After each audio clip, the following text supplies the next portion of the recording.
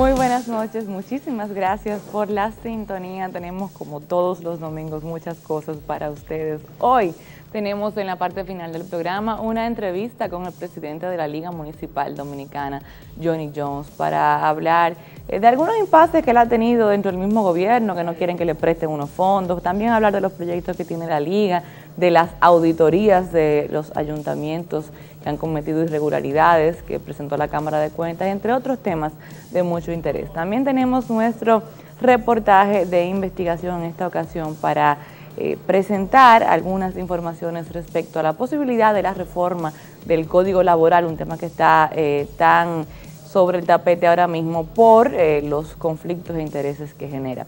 Tenemos en el segmento de opinión algunos comentarios sobre los accidentes de tránsito en la República Dominicana, pero por supuesto, como siempre, arrancamos el programa con la parte más controversial, con el debate en esta ocasión sobre el siguiente tema. La denuncia de funcionarios corruptos es un tema recurrente en República Dominicana, pero acusaciones contra ciertos funcionarios de mucho peso han creado una jerarquía de favoritos en este tema, del cual se debatirá esta noche. Bueno, la corrupción es un tema ampliamente debatido y de mucho interés y preocupación para los dominicanos de siempre, pero hay figuras puntuales del gobierno actual o de gobiernos pasados, personas que están de alguna manera u otra en las riendas del Estado, que como que siempre están sonando, como que siempre están en la palestra vinculados a algún caso. En estos momentos quizás los que están más en el rumor público y sobre los cuales han llevado acciones judiciales son evidentemente Félix Bautista y Díaz Rúa, Víctor Díaz Rúa. En el caso de Félix Bautista, el caso que él tiene abierto ahora mismo es de él hacia un grupo de personas que él entiende que lo han difamado. En el caso de Díaz Rúa, es lo que está siendo objeto de una investigación por corrupción, presunta estafa y presunto lavado de activos. Entonces, hoy se hablará de esto con dos abogados para tratar aspectos puntuales de estos casos, ya que son casos jurídicos. José Gregorio Cabrera, ¿cómo estás? Bien, muchas gracias, buenas noches. Gracias, Leila, por invitarme nuevamente a tu programa. Gracias por estar aquí conmigo. Rafael Linares, ¿cómo estás? Muy bien, gracias a Dios, y darte las gracias a ti por permitirme desarrollar mi tesis aquí. Abogados los dos, muy conocedores de estos temas, pero con posiciones encontradas. Quizás la más controversial es la tuya, José Gregorio, así que comienzo contigo. Bueno, sí, mira, no creo que tampoco se vaya a interpretar que yo vengo a hacer una defensa personal, en este caso del senador de la provincia de San Juan, el senador Félix Bautista, o del ex ministro de Obras Públicas, el ingeniero Víctor Díaz Rúa. Mi posición es en el plano general de cuál ha sido el comportamiento de las diferentes instituciones o personas que han procedido con querellas o con procesos en este caso específico, en contra de ellos dos, por presunta corrupción, lavado de activos, etcétera, etcétera. Yo entiendo que lamentablemente en nuestro país el tema de la corrupción siempre se le ha dado un tratamiento político. Y esto es un hecho histórico. Si nos vamos a, por ejemplo, al proceso que se siguió en contra del expresidente Salvador Jorge Blanco, específicamente por la administración del también expresidente Joaquín Balaguer, vimos que se le dio un tratamiento meramente político, en el cual además se violaron todas las normas del debido proceso de ley. Y en este caso también estamos viendo lo mismo, con la diferencia de que en este caso, como tenemos ya un nuevo código de ordenamiento de procesos penales, quizás ha habido un mayor nivel de control en el sentido de las acciones. Pero puntualmente, sí. Por ejemplo, hay una organización de la sociedad civil que se llama C3, me parece que es el nombre. Sí, C3. El ¿Dónde C3, está Remberto? Remberto Pichardo y algunas otras personas. Por ejemplo, que nos salió huyendo aquí, porque yo traté de que él viniera, pero... bueno, me hubiese encantado conversar con él. Pero, por ejemplo, en ese caso, vemos que ¿qué hacen ellos? En lugar de apoderar a la Procuraduría General de la República, quien debe conocer de la investigación por tratarse de una jurisdicción privilegiada, en el caso del senador Félix Bautista, apodera directamente a la Suprema Corte de Justicia, sabiendo que se lo van a rechazar. Y cuando le rechazan y le declinan y le dicen inclusive la sentencia de la Suprema, le indica lo que debe hacer, ¿qué hace? Entonces se va a un recurso de revisión por ante el Tribunal Constitucional, que también sabía que se le iba a rechazar. Entonces a veces yo tengo la impresión de que la supuesta lucha anticorrupción en nuestro país no son más que procesos políticos, más que procesos jurídicos o judiciales. Vamos a entrar en detalles ahora. Una supuesta lucha Sí. más política que otra cosa. ¿Tu Mira, opinión, Lina? Leila, el doctor Marino Vinicio Castillo, a raíz de lo que trae el colega, utilizó los argumentos o el argumento de los hechos de corrupción que había incubado el doctor Balaguer en su momento en contra de Salvador Jorge Blanco. Yo recuerdo perfectamente que hace unos años antes de morir el doctor Salvador Jorge Blanco, el doctor Marino Vinicio Castillo decía, bueno, pero que lo lancen como candidato si es que él era una persona pulcra. ¿Qué es lo que te quiero decir? El político que diseña una empresa, que se confecciona lo que es un organigrama de trabajo, tiene que compactar las dos cosas. En el caso, por ejemplo, del amigo Félix Bautista, yo entiendo que primero que todo es una figura política, cercana al doctor Leonel Fernández.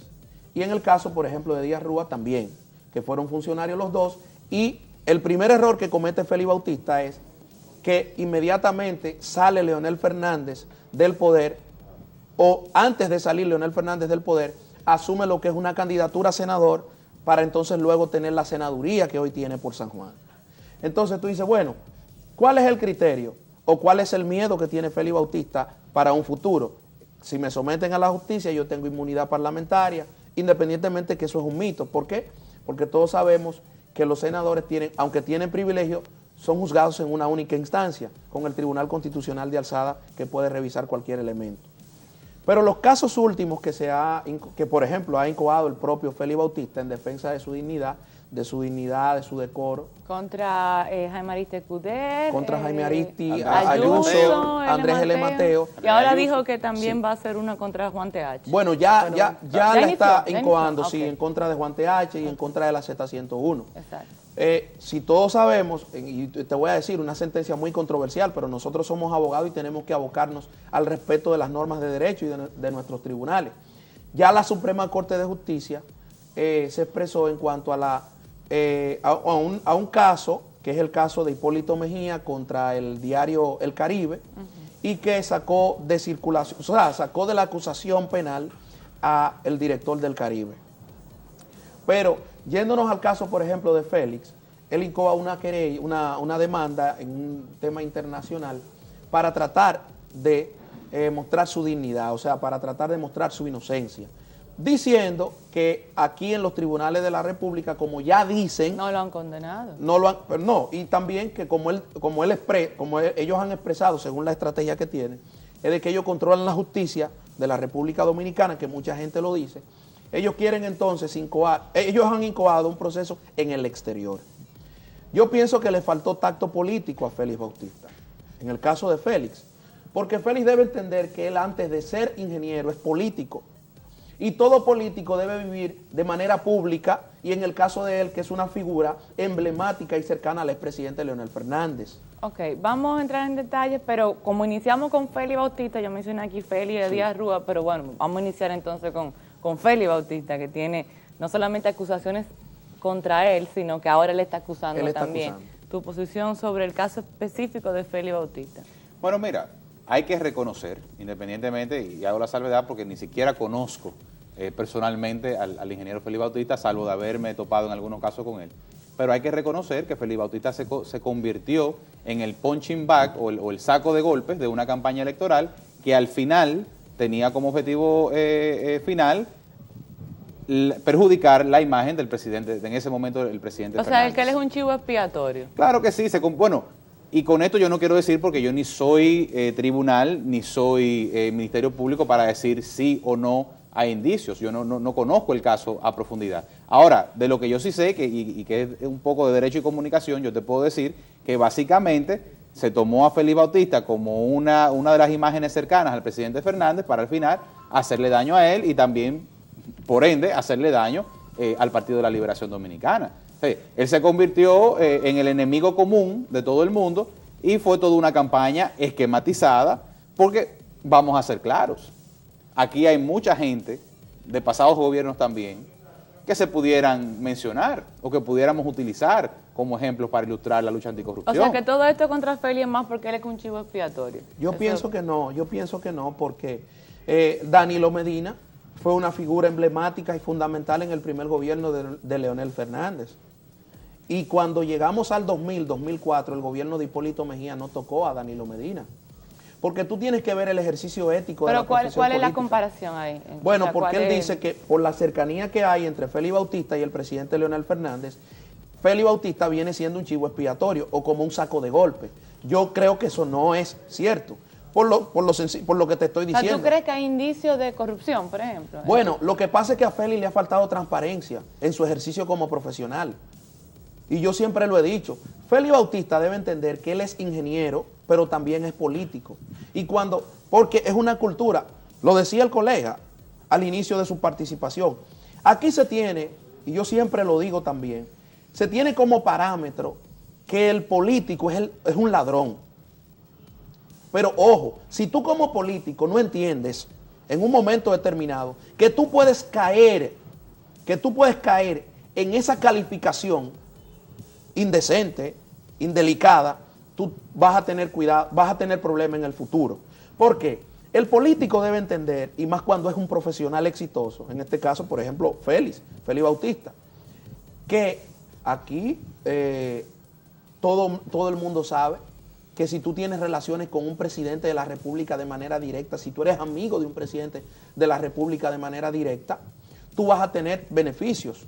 Y si tú eres funcionario, no me digas tú a mí que al término de 4 años tú vas a salir más pobre de como tú entraste. O sea, que el punto es que Félix no entendió eso y se ha manejado mal. O sea, Claro, con falta de primero ha transparencia. manejado su figura mal. Segundo, ha manejado lo que es el ejercicio político profesional de una manera, Y tú diría yo, dijiste, indelicada. porque lo dijiste aquí, que le faltó transparencia, pero bueno, como tengo que irme a la pausa, te dejo con ese tema que ha puesto Linares para retornar contigo, José Gregorio, después de esta breve interrupcióncita comercial. No se vayan.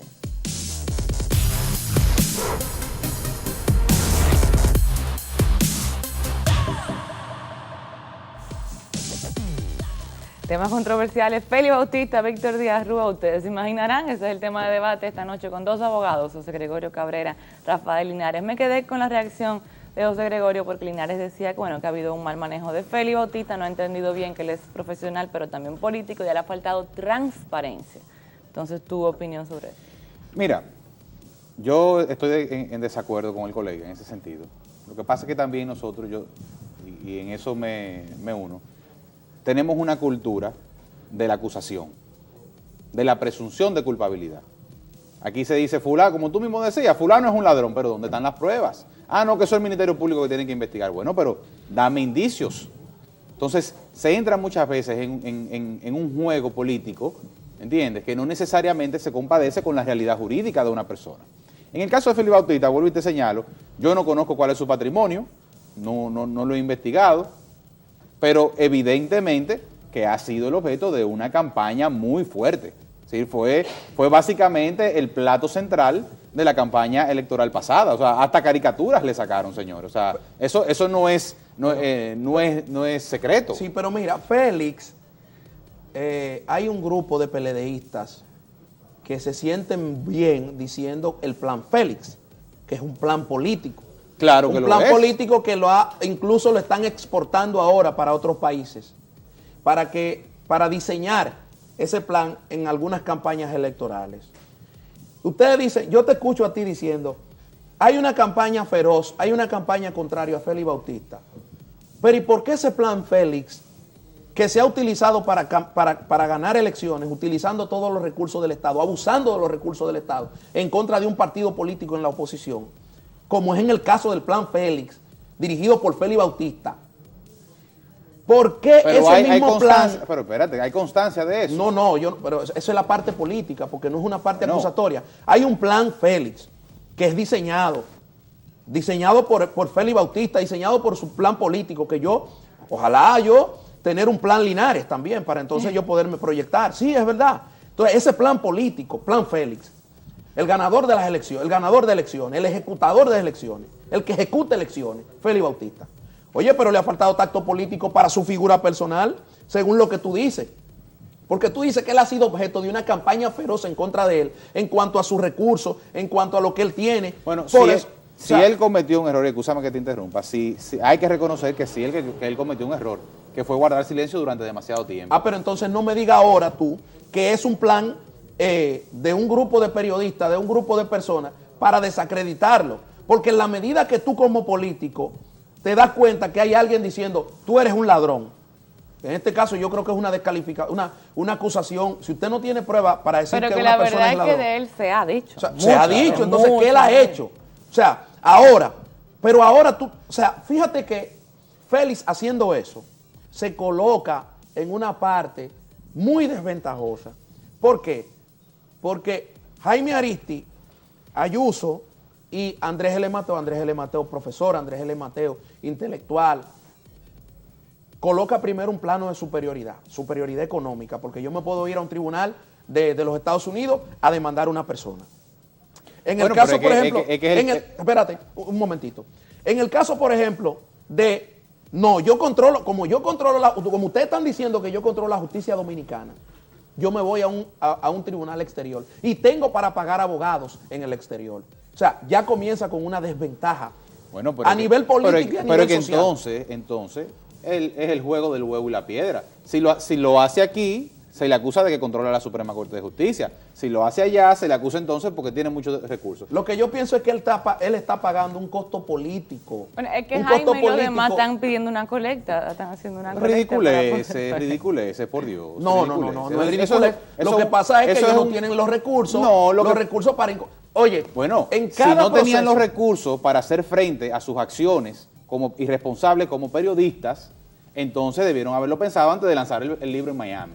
Pero entremos, por ejemplo, al caso de Víctor Díaz Rúa, que quizás es el caso que jurídicamente está más fresco y es quizás el jurídicamente más interesante. Sí. ¿Qué pasa con el caso de Víctor Díaz Rúa? Una organización de abogados, que ahora mismo no recuerdo las siglas, incoa una demanda, una querella en contra del ingeniero Víctor Díaz Rúa y en contra del empresario jordano Mustafa Abunaba, por estafa, lavado, etcétera, etcétera. ¿Pero qué buscaba la querella? ¿Qué pedía la querella? La querella pedía documentos. Ni siquiera presentaba las pruebas de los supuestos hechos que se le endilgaban en ese momento. Entonces, pero ya antes de iniciar una investigación, ya se está diciendo, o sea, ya salen los periódicos, ya hay un ejercicio mediático. El corrupto, que el corrupto. Y de hecho, déjame decirte que yo entiendo que la fiscal del Distrito Nacional cometió un error. Y su error fue prácticamente prejuzgar el caso, cuando da unas declaraciones bochornosas a la prensa nacional diciendo que estos son hechos, o sea, no presuntos hechos siquiera, que estos son hechos de corrupción grave contra el patrimonio de la República Dominicana, sin tú ni siquiera haber iniciado una investigación. Pero es que tenemos que volver otra vez a la historia reciente. El caso de Víctor Díaz Rúa no es más que una división dentro del PLD.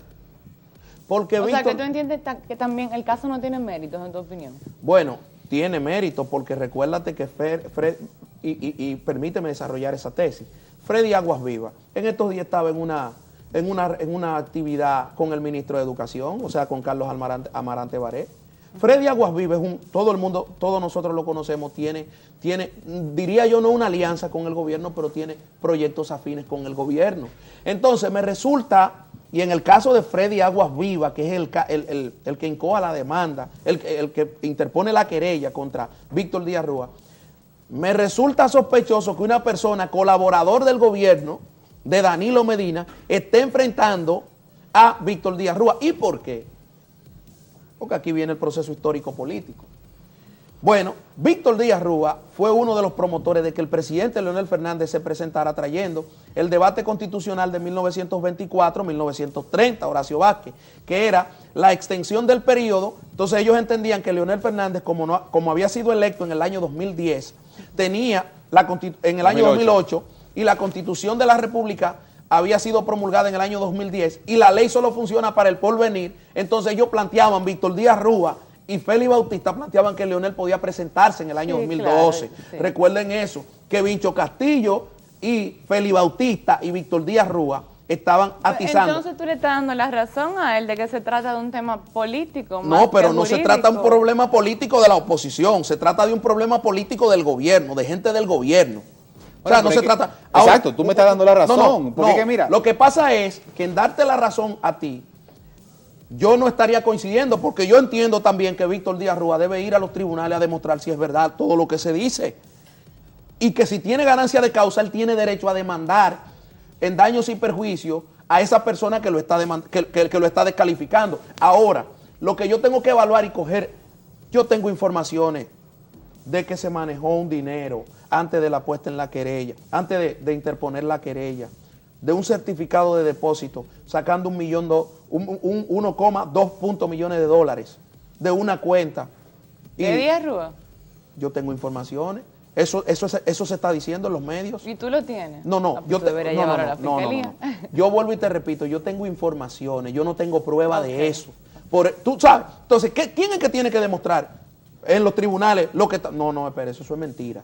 O sea, yo no te, por eso te digo, por eso es que tú tienes que cuidarte como periodista, sino según fuente, pero yo no tengo, porque yo no tengo pruebas, y limitarte claramente a hacer un comentario ofensivo a la dignidad de esa persona, que es en el caso de Díaz Rúa. Pero tú dices que él te daba la razón. Bueno, yo digo que él me da la razón, porque independientemente de la parcela que venga, sea de una parcela contraria dentro del mismo PLD, sea de la oposición, sea de la sociedad civil, el manejo y el ejercicio de la supuesta lucha, y digo supuesta porque para mí no es ninguna lucha, de la supuesta lucha anticorrupción, no son más que acciones políticas. Entonces, por lo menos a mí me enseñaron en mi casa, cuando yo era pequeño, que a cada cosa se le llama por su nombre, al pan pan y al vino vino.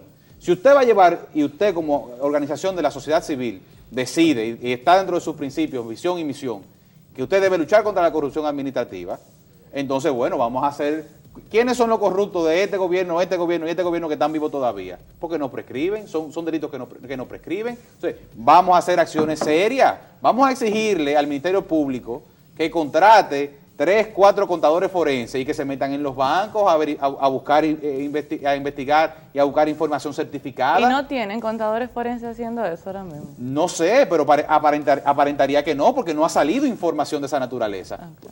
Vamos, por ejemplo, al caso de la querella del presidente del partido Alianza País, el señor Guillermo Moreno. Que hablamos el otro día, sí. ¿Qué él presenta como sustento de su querella? Copias de cheque. No, pero ahí hay una superintendencia de banco. Mándale una comunicación exigiéndole que te certifique que real y efectivamente esos estados son real y verídicos. O sea, ¿tú me entiendes? Mira, cuando en el proceso de campaña anterior se dijo que una persona que lo llevaban extraditado a los Estados Unidos, le había dado 500,000 pesos a Leonel Fernández en su aporte de campaña, en un cheque. Yo traté de buscar esa información. ¿En la superintendencia? No, quien la dio por primera vez, yo fui donde él, le dije, dame el cheque. Él me dijo, ¿es cierto eso? Me dijo, no, dilo en tu programa. Digo, no, dame el cheque. Claro. Digo, dame la copia que tú tienes. Entonces, o sea, ahí tú estás haciendo un ejercicio responsable. ¿Te dio el cheque o no te dio el cheque? No me dio el cheque. Claro que no te lo va a dar porque el cheque no existía, yo no lo dije. Óyeme, yo no lo dije, pero ¿qué es lo que te estoy diciendo? Luego que sale la acusación, que se lanza la acusación, llegaron un grupo de personas, como el PLD lo sabe hacer, en el plan Félix, y defendieron esa posición. Defendieron esa posición. ¿Qué es lo que yo estoy diciendo?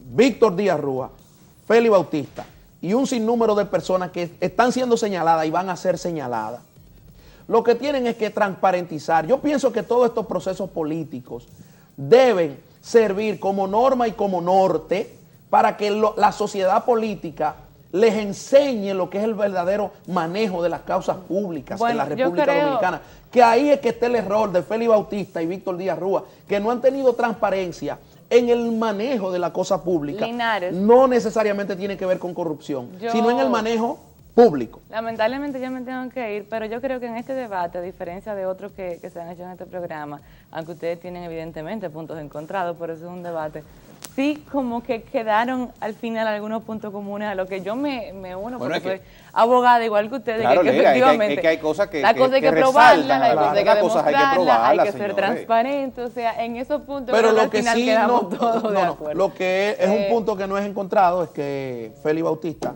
le ha faltado transparencia y a Víctor Díaz Rúa. No, ese sí es encontrado, Sí, porque en claro. eso sí ustedes, en eso No, sí, claro, en eso claro, no están de acuerdo. claro.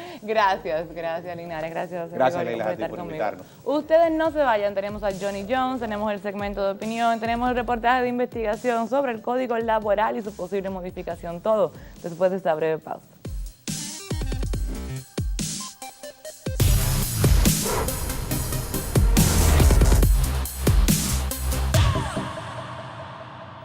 Una de las principales causas de muertes violentas en la República Dominicana son los accidentes de tránsito. De hecho, una investigación de la Organización Panamericana de la Salud revela que somos el país dentro de todo el continente en el cual hay una tasa más alta de muertes por accidentes. Por ejemplo, mientras el promedio en América Latina completo es de 17 muertes en accidentes por cada 100.000 habitantes, eso es en un año. En República Dominicana ese promedio es de 34, es decir, el doble de la cifra común de la mayoría de los países de la región. Eso es grave y tiene mucho que ver con que tenemos una superpoblación vehicular. Entre motocicletas y vehículos tenemos una cantidad de vehículos, de transporte, una población vehicular mayor que el resto de América Latina y por tanto eso potencia la probabilidad de accidentes. A esta cifra que di no se le agregan los accidentes ni con bicicletas ni con cualquier otro tipo de medio de transporte, es decir, que podría ser todavía mayor. Y además se ha determinado, según algunas investigaciones hechas por periodistas en hospitales públicos, que no se reportan todas las muertes por accidentes de tránsito. Por tanto, la cifra sin dudas es más alta que esos 34 muertos por cada 100.000 habitantes. La mayor parte de esos accidentes ocurren en un 65% en personas de menos de 30 años de edad. Una mayoría también de cerca de un 60% ocurre con motociclistas y o involucra de alguna manera directa o indirecta a peatones, y las provincias del país en las cuales la cantidad y la propensión a accidentes es mucho mayores. Primero, la provincia de Santo Domingo, segundo el distrito, es decir, juntos el Gran Santo Domingo, luego Santiago y sorprendentemente una provincia que lamentablemente se está llenando de accidentes de tránsito a pesar de que la población no es tan numeraria, es la provincia de la Altagracia, que es la número 4 en cantidades de accidentes. Quiero decir con todo esto que hace falta hacer algo respecto al tema de los accidentes en el país, porque se ha convertido en un asunto grave y de interés nacional. Aquí tenemos 12 instituciones que tienen que ver con tránsito o transporte y son tantas que ninguna está haciendo nada porque parece que no quieren pisarse los talones. Entonces es necesario que de alguna manera se fundan, quizás con un ministerio de transporte o algún otro mecanismo, y que se dediquen a tomar medidas para tratar de amortiguar o prevenir un poco los accidentes, ya sea con mejor señalización, mejor iluminación, mejor educación vial desde temprana edad para que la gente aprenda a vivir en un país con esa población vehicular y en general una serie de cosas que hacen falta para salvar vidas, porque aquí se habla mucho de muertes violentas por delincuencia, pero esa parte también es fundamental, si no quizás la más importante de la lista de muertes violentas en República Dominicana. Vamos a pasar a otro tema no menos importante, pero no tan letal como el caso del Código Laboral. Vamos a hablar en el reportaje de investigación que presentaremos a continuación las opiniones de algunos legisladores respecto al Código Laboral y las propuestas que hay de modificarlo y los temores con que eliminen privilegios al trabajador como la cesantía. Adelante. En los últimos años, el sector empresarial ha demandado cambios sustanciales en el Código Laboral Dominicano de 1992. El temor principal de los trabajadores es que la modificación afecte derechos adquiridos, conquistas y reivindicaciones laborales ganadas y obtenidas con las luchas sindicales. Los empresarios alegan que el cambio es necesario para no seguir reduciendo su capacidad de competitividad frente a otros mercados de países en los que se contempla que el Estado es responsable de garantizar las prestaciones laborales pagadas en forma de retiro hasta el final de la vida de las personas, lo que facilita que los empresarios puedan contratar o nombrar trabajadores en cualquier área sin importar salarios ni categorías, optimizando el tiempo y el desempeño. Las conquistas que ya han adquirido los trabajadores en la República Dominicana, es imposible que nosotros le demos marcha atrás. Ni este Congreso puede comprometerse con eso, ni la sociedad dominicana en términos general. Esa conquista lo que tenemos que hacer es garantizarla, preservarla. Muchos entienden que algunas modificaciones al Código Laboral Dominicano son necesarias para actualizarlo a la realidad porque en el país se ha producido una transformación en el modo de producción de bienes y servicios y la legislación laboral debe adecuarse a los cambios de los modelos productivos. Muchas personas van, echan un día de trabajo y entonces se van y dicen que tienen 5 años, 10 años y se combinan con los abogados. Eso sí hay que regularlo. Hay que tener cuidado con eso. ¿El código amerita algún tipo de revisión en otro sentido? Bueno, pues hagámosla. A veces uno observa como una injusticia que una propietaria de un salón de belleza que tiene una inversión de 150,000 pesos en este salón de belleza, despide de manera ilegal a un empleado, a una empleada, y la demanda y la condena contra ella tiene que terminar entregándole, el salón de belleza de ella tiene que terminar entregándolo a su empleado. Yo creo que ahí hay una inequidad que hay que corregir en el Código Laboral. De hecho, entre los que proponen la posibilidad de repensar el Código Laboral, hay quienes sugieren cambiarlo muy bien con las modificaciones importantes que puedan hacerse a la Ley de Seguridad Social y con otras legislaciones complementarias. Lo ideal es la búsqueda del consenso y terrenos comunes para no perjudicar sectores de vital importancia para el país, pero sin protegerlos a niveles que afecten la calidad de vida de los trabajadores dominicanos.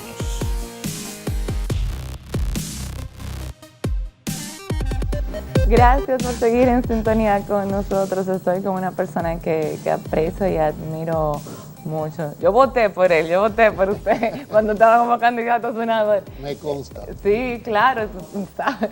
El presidente de la Liga Municipal Dominicana, Johnny Jones, ¿cómo estás? Bien, gracias. Ahora mejor que estamos contigo. Gracias por invitarnos. Cuando la Alianza Rosada para la candidatura a senador por el distrito. Sí, porque en la anterior yo creo que tú no votabas. No, yo no votaba. Déjame ver, yo comencé a votar como en el 2000, pero no para mayo. O sea, que las elecciones del 2000 yo no podía votar. No podía votar. Y después de ahí sí. Sí, yo recuerdo la primera entrevista que yo tuve contigo, allá en otro canal. Sí. Tú tenías 17 años. Claro, donde... Con Jackie Núñez. Ajá. Yo comencé con 16 allá, en Supercanal, y sí, es verdad. O sea que tú puedes coger todavía muchos años sin tener que decir que no estaba, que pusiste, como hay esa comunicadora ahora. No, que tú... No, yo... ¿Y te vuelve a candidatear? O sea, ¿es lo que te interesaría hacer? Pienso que no. Yo pienso que ahora lo que hay es que buscar una manera de ayudar al partido para fortalecerse. Pero evidentemente si el partido entiende en un momento determinado que para ese fortalecimiento necesita o requiere una candidatura nuestra, estaríamos siempre dispuestos. Ahora lo que estamos es trabajando por el fortalecimiento de la institución. Yo creo que cambio de imagen, fortalecimiento institucional, reorientación de lo que es la municipalidad, no solamente ayuda a la institución, sino que nos ayuda a nosotros y ayuda a que el Partido Reformista pueda presentar cartas de que hay gestiones buenas y de que hay gestiones que van identificadas con lo que requiere el pueblo. En este caso, con los alcaldes, los municipios y los que ellos representan. Yo sé que la Liga Municipal tiene una unidad de proyectos especiales. Habíamos conversado en otro momento, en otra entrevista, sobre algunos proyectos, pero veo que ha recibido como un pequeño torpedeo dentro del mismo partido de gobierno, porque la unidad solicitó un préstamo para desarrollar algunos de esos proyectos. Pero Lizardo no le gustó y mandó una carta. No, todo lo contrario, ya hace tiempo. Y posteriormente a eso, el mismo ministro de Hacienda, conjuntamente con el presidente de la República, orientó la canalización de recursos para eso. O sea, que se le va a conceder. Sí, se está haciendo y de manera muy eficiente, se está trabajando en esa cultura de aseo, cultura de reciclaje. De hecho, tenemos una campaña en este momento de cultura de reciclaje en los medios de comunicación y concomitantemente con eso estamos haciendo pilotos en diferentes municipios para crear dentro de las escuelas, esencialmente los niños de primaria, para que ellos puedan tener la capacidad de ser una generación diferente, que vaya acorde con lo que son las técnicas que se están dando y que nosotros y las instituciones de soporte puedan ir creciendo con ellos. Y al final, tener una generación comprometida con esas 3R, reuso, reciclaje, de lo que es la basura, que en el mundo entero ya es un instrumento de riqueza. Todavía para nosotros es un problema y una dificultad. Cuando vemos Duquesa, cuando vemos Rafael, cuando vemos los botaderos que hay en el país, no entendemos cómo ya una nación de primer mundo, como es la República Dominicana, cuando uno ve a la ciudad de Santo Domingo y camina por sus túneles, ve sus elevados, ves los edificios, se da cuenta que estamos en una metrópoli de más de 1 millón y pico de habitantes en su eje central y en el Gran Santo Domingo casi 3 millones de habitantes, o sea, una gran concentración. Y eso tiene que ir precisamente creciendo con lo que es y lo que es las ponencias en el mundo. Y la basura, que es un elemento que estaba creando dificultades en el mundo y que se han creado una cantidad enorme de sistemas, la República Dominicana tiene que adaptarse. Y la Liga Municipal Dominicana, conjuntamente con los municipios y a través de esa unidad que tú mencionas, está así trabajando en beneficio de que en el corto plazo haya una generación comprometida con eso. Bien, vamos a hablar de otros proyectos que tenga esa unidad, porque no es solamente ese. Yo sé además que la Liga se involucra con proyectos de otras instituciones como el de ese botón, para que la gente sepa que hay una razón de que tú tienes puesto ese botón. Sí, de un proyecto del despacho de la primera dama. Pero vamos a entrar en varios temas después de esta breve pausa comercial. Ustedes no se vayan.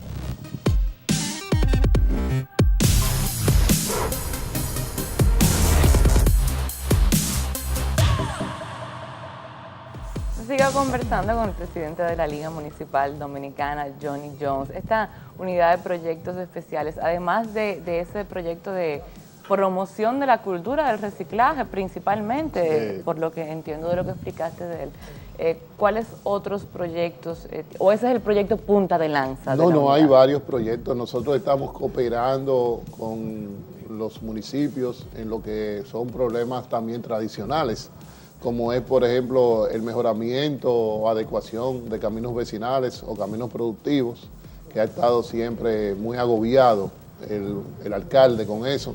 Y a través de unos fondos que nos dio el presidente de la República, nosotros estamos trabajando y ayudando con eso. También estamos formulando principios de disposición final de desechos sólidos a través de hacer vertederos controlados o rellenos sanitarios.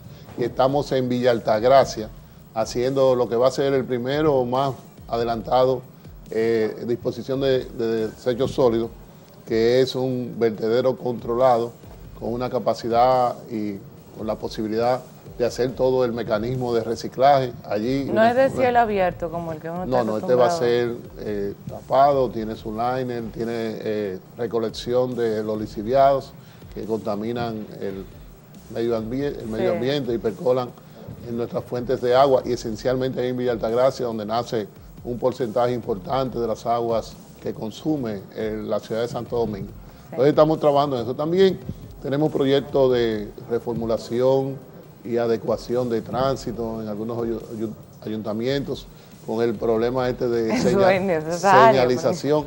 Yo pienso que una superpoblación vehicular que hay en este país. Nosotros somos el país que tenemos el mayor porcentaje de accidentes de tránsito por población. Son ahora mismo 34 muertos en accidentes por cada 100.000 habitantes, cuando el promedio en América Latina son 17. Por ejemplo, y cuando tenemos como Costa Rica, que anda por 8 o 9, o sea, que hay posibilidades de hacer con la misma cultura nuestra, con la misma idiosincrasia, con pueblos parecidos, solamente es tener la voluntad. Y qué mejor voluntad que los alcaldes. Entonces estamos trabajando en eso, señalización, cultura de tránsito, cultura ciudadana. E iluminación, ¿no tiene que ver también con la función del ayuntamiento? Eso nosotros cooperamos con los ayuntamientos, pero ya a través de de los presupuestos de la Liga Municipal Dominicana, pero lo de la UMPE lo estamos orientando más a educación. Por ejemplo, en tránsito, en estos días dimos una charla, porque si vamos a tener personas que van a hablar de tránsito, que van a hablar de cultura ciudadana, con respecto a eso, bueno, tenemos que saber si ellos están formados para eso, si están verdaderamente capacitados. Bueno, pues a través de AMET hicimos toda una preparación de nuestro personal y se empezaron a dar las charlas. Eso se van a convertir en multiplicadores. Después vamos a hablar con los alcaldes, porque no hay posibilidades si no se hace una gran matriz de tránsito en el país, porque un carro sale de Villa Los Almácidos, para poner un nombre, y llega a la capital, y si ese no tiene la cultura del manejo, de cómo se debe tener va a causar un problema, porque el carro es un arma. No, y además que llega un momento que las poblaciones, por su nivel educacional, crean criterios. Yo he visto, por ejemplo, ciudades que tú llegas, y algunas veces uno al principio pregunta, porque hay otro que va manejando, y uno dice, ¿y cómo está? Llegan todos los carros a las esquinas, y de repente todo el mundo sabe cuál es que le toca primero, cuál es que le toca segundo. Y yo una vez le pregunté, vea, ¿cómo ustedes saben? Me dice, no, el que llega primero, si mira y ve 3 carros, sabe que él le toca de cuarto. Si llegó... Yo no me atrevo a manejar en un lugar así, porque yo sé que le va a salir a uno una costumbre, la mala costumbre. La mala costumbre, pero si llegamos, por ejemplo, a que ciudades metrópolis como la nuestra tengan esa cultura, bueno, cuando venga uno de otro sitio, entonces rompe con el esquema, el que sale creyendo que le va a respetar su espacio. Claro. Entonces hay que hacer un programa de matriz nacional. Y ahí yo creo que los ayuntamientos son evidentemente el instrumento, el órgano más esencial para eso. Esos son de los proyectos que tenemos en la UMPE: señalización, cultura ciudadana en el manejo de tránsito, cultura de aseo, cultura de reciclaje. Ahí estamos trabajando. Porque la liga es como una sombrilla, o sea, es como un supervisor, pero no es como un papá. O sea, que a veces la gente entiende, bueno, la liga es la jefa de todos los ayuntamientos y por tanto responsable de lo que los ayuntamientos hagan. Que eso es una... Sí, antes tenía esas funciones, pero después de la modificación y la entrada en vigencia de la ley 176-07, las funciones de la liga disminuyeron. Pero yo pienso que no es posible que una institución reciba tantos recursos sin poder dejar un elemento tangible. Por eso a nosotros siempre vivimos inventando dónde hacer cosas. Claro. Y algunas veces nos dicen, bueno, pero usted no tiene que ver con eso. Los otros días di una opinión de los cementerios y me mandaron a callar la boca. ¿Cómo va a ser? pero yo sigo, yo insisto, porque yo entiendo que cuando tú termines una gestión, tú tienes que decir, yo hice esto. Bueno, cuando termine la mía, yo voy a decir que nosotros colaboramos y recursos de la liga se hicieron para el primer relleno controlado, vertedero controlado de la República Dominicana con relleno sanitario, con control de lisiviado, con line en la profundidad y con una adecuación estelar. Yo lo puedo decir. Quizá pudiera preguntarle a cualquier otro que me diga qué hicieron. Yo quiero decir eso. Yo quiero decir que nosotros dejamos una cultura... Cualquier otro no, básicamente amable, porque la liga era de amable. La liga tiene muchos años. Yo digo cualquier... Y puede ser posterior, o sea, a mí no tiene que ser anterior. O sea, cuando yo termine, yo puedo decir. Porque también podemos hacer lo que la liga tiene como gestión, que es la asesoría de los ayuntamientos. Lo estamos haciendo a través de acuerdo con las cámaras de cuentas, acuerdo con contabilidad pública, acuerdo con todas las instituciones que tienen que ver con rendición. Pero qué bueno que tú mencionas la Cámara de Cuentas, porque es asesoría. Todo lo que está saliendo de la Cámara de Cuentas en este momento ha sido génesis en programas y proyectos que se han estado haciendo a través de la Federación de Municipios o a través de la Liga Municipal Dominicana. Te atacaron en estos días, nosotros en algunos programas, tú lo viste, ¿verdad? Aquí. En algunos programas de televisión. Nosotros llevamos inclusive a la doctora Aliceló Marte de Barrio a la institución. Y ella dio una charla, de ella salió una noticia que duró casi 15 días en la palestra, pero lo importante es la gestión, lo importante es la iniciación, lo importante es el génesis, que exista la voluntad de querer enmendar y hacer las cosas. Entonces, la Liga Municipal Dominicana está trabajando en rendición de cuentas. Bueno, el PNUD acaba de hacer un análisis conjuntamente con Cámara de Cuentas, donde hay una cantidad enorme de distorsiones. Nosotros no hemos salido como pudiera haber salido una institución sintiéndose aludida a criticar eso. No, nosotros hemos salido a mejorar. Nosotros no hemos salido a utilizar el documento, a dar las gracias, porque nos dieron el documento. Tenga 100% o no tenga 100% de razón, sino para buscar la manera de mejorar, para buscar la manera de que en vez del 10% de nuestros distritos municipales que estén haciendo la rendición, bueno, llevarlo a un 100%. En vez de nosotros tener la capacidad de recaudar menos del 6% promedio de lo que el dinero del gobierno le da, llevarlo a un 15, a un 20, que está por encima de la ley, que es un 10. Entonces ahí está. Eso nosotros queremos dejar, que nosotros podamos decir al final, bueno, ya los alcaldes tienen la capacidad de cuando le hacen una auditoría, tener una réplica adecuada, porque estamos buscando técnicos que han sido asesores de Contraloría General de la República, asesores de la Liga Municipal Dominicana.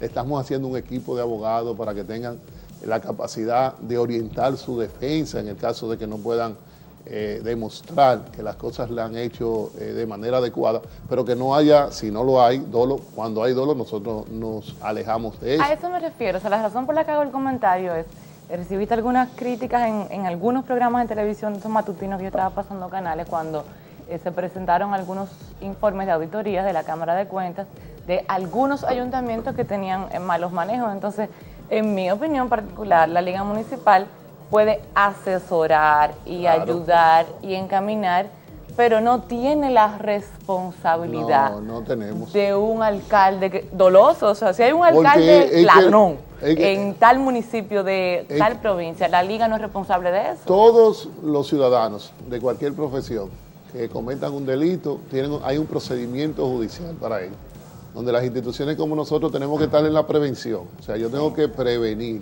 yo tengo que educar, yo tengo que orientar al alcalde para que no cometa eso. Pero cuando cometa eso ya es un asunto individual. La responsabilidad de eso. La responsabilidad mía es si yo hago con lo que me toca. Exacto. Entonces esa ya yo tengo que rendir cuenta por eso. Y rendimos cuenta de manera anual. Entonces, pero si nosotros tenemos la responsabilidad de orientar por asesoría a que las cosas se hagan bien. Sí. Si un alcalde comete un dolo por inobservancia de ley o comete una falta por no tener el conocimiento, es mi culpa, porque yo debo tener la orientación. Ahora, si esa falta es para lucrarse o porque él quiso, eso es una responsabilidad. Esa es su culpa y lo saben los organismos competentes de ese caso. Pero estamos trabajando, estamos dejando una impronta que pueda ser sustantiva y una que pueda ser tangible. A mí me gusta la que se puedan tocar, porque la otra después dice, pero ¿qué se hizo? Hay otras administraciones que han pasado por la Liga que han hecho muchas cosas buenas, porque han modificado leyes que favorecen la municipalidad, han crecido en el porcentaje de los presupuestos. Pero eso casi siempre no se recuerda. Pero eso no se recuerda, pero sí, además de hacer eso, tú puedes decir, no, en esta administración se hizo esto, una escuela de reciclaje. ¿Tú te imaginas lo que es para toda la vida? Claro. Una escuela de disposición adecuada de desechos sólidos para toda la vida. Un instituto de formación para rendición de cuentas para toda la vida. Y eso queremos dejar a través de esa unidad municipal de programas especiales que tú mencionaste. Bien, me tengo que ir, pero para que la gente sepa lo que es el botón, es una campaña, el botón que él tiene colocado es una campaña para luchar contra el cáncer de mama, ¿verdad? Sí. ¿Solamente cáncer de mama o algo? No, cáncer en sentido general, o sea... Pero enfocado a las mujeres. Y este es el mes, y hay una campaña que lo tiene el despacho de la primera dama, y diferentes instituciones y la Liga Municipal Dominicana están poniendo el color rosado en sus instituciones, lo estamos haciendo con luces de noche. Y gente particular que yo he visto que se coloca también en la ropa una cinta rosada. Y en estos días hemos tenido también participación de las mujeres de la Liga Municipal Dominicana en diferentes esquinas, regando brochure, entregando información y haciéndose sentir para que la gente sepa que el 95% del cáncer de mama, esencialmente, que es un cáncer que ataca mucho a la mujer, que va con prevención, tiene solución. Solamente el 5%. Entonces, si podemos descubre a tiempo. Si se descubre a tiempo, eso es una epidemia que nosotros podemos controlar por nosotros mismos. Bien. Y más yo que tengo 7 hijas y mi esposa. Sí, 8 hijos tiene él, un varón y 7 hembras. O sea, eso es también una de las razones por las que yo lo admiro, porque no es fácil. Gracias por estar aquí. Gracias a ti, gracias por invitarme y gracias por hacernos sentir es importante en tu programa. Siempre, ¿no? Lo eres. Gracias a ustedes, gracias por la sintonía. Recuerden escribirnos a leilaenantena@gmail.com. Y si no pueden ver el programa en la hora que sale, pues no hay problema, estamos en YouTube. Todos los programas la semana siguiente se suben en el canal Leila en Antena en YouTube para que usted lo pueda ver allí. Y si lo puede ver aquí, pues estamos los domingos a las 11 de la noche con ustedes por Antena Latina, Canal 7. Que pasen un muy feliz resto de la noche. La semana que viene, otra entrega de este programa.